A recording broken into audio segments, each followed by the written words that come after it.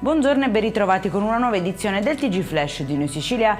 In apertura l'operazione a Palermo che ha portato allo smantellamento della banda dei Kalashnikov. 22 i soggetti fermati, ritenuti autori e mandanti di attentati e intimidazioni che dal novembre 2025 fino a pochi giorni fa hanno colpito la zona del mandamento mafioso di Tommaso Natale San Lorenzo. Lo Stato c'è e continua a difendere la libertà di chi lavora onestamente, ha dichiarato il sindaco La Galla.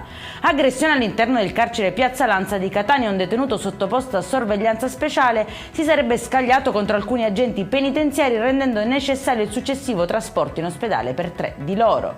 L'avvertenza Pfizer non riguarda soltanto i 330 lavoratori direttamente interessati dalla procedura di licenziamento, ma coinvolge l'intero sistema produttivo della Sicilia. Lo ha dichiarato Concetta Raia, deputata dell'Ars, intervenendo sulla decisione annunciata dalla multinazionale farmaceutica di ridurre il personale dello stabilimento di Catania. Sulla questione invece delle antenne nell'Interland catanese interviene nuovamente il Comitato Cittadino Vulcania insieme ad altre associazioni. Serve avviare una riflessione pubblica con l'obiettivo di razionalizzare la rete esistente e garantire un migliore equilibrio tra innovazione tecnologica, sicurezza e tutela dei cittadini.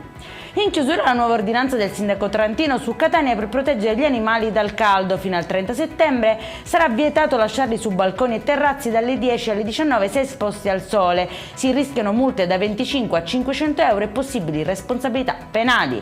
Per questa edizione è tutto, prossimo appuntamento alle 19:30. Buona giornata.